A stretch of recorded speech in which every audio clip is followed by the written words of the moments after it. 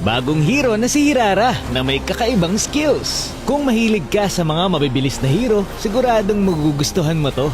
Meron siyang maximum difficulty, kagaya ni Fanny. According mismo yan kay MLBB. Sobrang kakaiba kasi ang kanyang skill mechanics. Kaya naman sa video ito, ipapaliwanag ko sa inyo ang kanyang mga skills.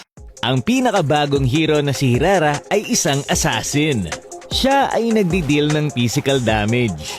At ang unang skill na explain ko sa inyo ay ang kanyang skill 2. Upon casting, magdadash ka ng isang beses. Pero kapag tinutok mo or ginamit ang iyong joystick, pwede kang magdash ng 2 beses. Depende kung saan nakatutok ang joystick mo. Ang madaanan mo ng dash ay makakatanggap ng damage. Ibig sabihin kung 2 beses mong madadaanan yung kalaban, sa isang cast, double damage agad. Ang mga hero or jungle monster din na tatamaan mo ng dash ay magkakaroon ng death mark na ipapaliwanag ko sa inyo kung ano ang nagagawa mamaya. Dito naman tayo sa kanyang skill 1. Upon casting, magdidil ng damage etong si Hirara sa isang fan-shaped area. Pagka-click mo, may damage agad yung Crimson Sweep at pagkatapos ng short delay, magdidil pa ito ng isang damage na doble doon sa initial damage ng iyong skill 1. Ang hero or jungle monster din na tatamaan mo ng iyong skill 1 ay magkakaroon ng Crimson Mark. At ipapaliwanag ko sa inyo kung ano nagagawa niyan. Kapag nalagyan mo ng marka ng skill 2 at skill 1 ang kalaban, ito ay mai-immobilize. Lagi mo ring tandaan na para magamit mo ang kanyang skill 1 at skill 2, since wala siyang mana, ang kada skill mo ay magko-consume ng isang Crimson Death Energy. Yan yung payong na nasa baba ng HP ni Hirara. So, ibig sabihin, kapag naubos yan, hindi ka makakagamit ng skills. Pero after 4 seconds, nagre-recover naman ito ng kusa. Okay, nandito na tayo sa exciting part. Ang kanyang skill 1 at skill 2 ay na-enhanced. Kaya nga napakadaming combo ang pwede mong gawin dito sa kanya. Dito muna tayo sa kanyang enhanced skill 1. Ito ang 1-2 combo. Ang kailangan mo lang gawin ay i-hold ang kanyang skill 1 tapos i-drag papunta sa kanyang skill 2. Upon casting, pwede mong gamitin ang iyong joystick para mag-dash muna si Hirara bago mag-deal ng damage. Mas malakas ang damage nito sa normal na skill 1 lamang.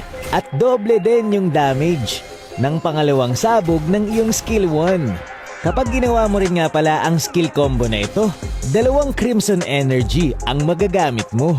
Okay, dito naman tayo sa kanyang enhanced skill 2. Dito naman i-hold mo ang kanyang skill 2 at i-drag papunta sa kanyang skill 1. Pabilog na area din ang tatamaan ng skill na ito at upon casting magiging untargetable ka. After mong mag-deal ng damage, makakadash ka pa ng 2 beses. Depende kung saan nakatutok ang iyong joystick. Kaya napakaganda ng skill na ito pang out kung delikado ang sitwasyon mo. Kapag enhanced skill 2 din ang gamit mo, 2 Crimson Energy din ang mako-consume mo. Pero dahil 4 ang Crimson Energy mo, sapat na ito para maka-in and out sa kalaban. Dito naman tayo sa kanyang ultimate. Upon casting, magkakaroon ka ng 1 segundong movement speed boost. Tapos, yung dating 4 na stack mo lang ng Crimson Energy ay magiging 6 na. Ibig sabihin, mas maraming Crimson Energy stack, mas marami kang magagawang combo dito sa kanya. Ang ultimate niya ay tumatagal ng 10 segundo.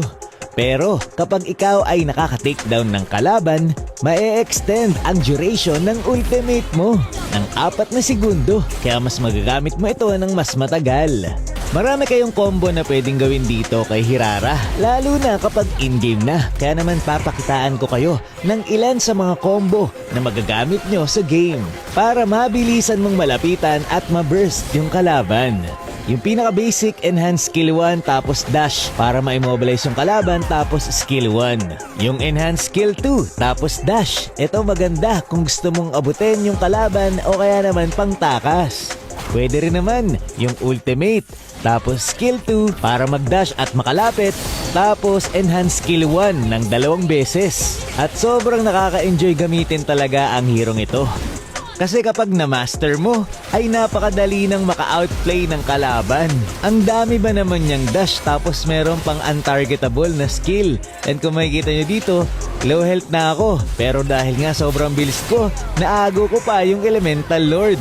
At kung makikita nyo, na-outplay ko pa yung Gusion. Paalala lang, hindi gumagana ang cooldown reduction sa mga skill ni Hirara. Kasi kitang-kita naman na mabilis na ang cooldown ng kanyang mga skills.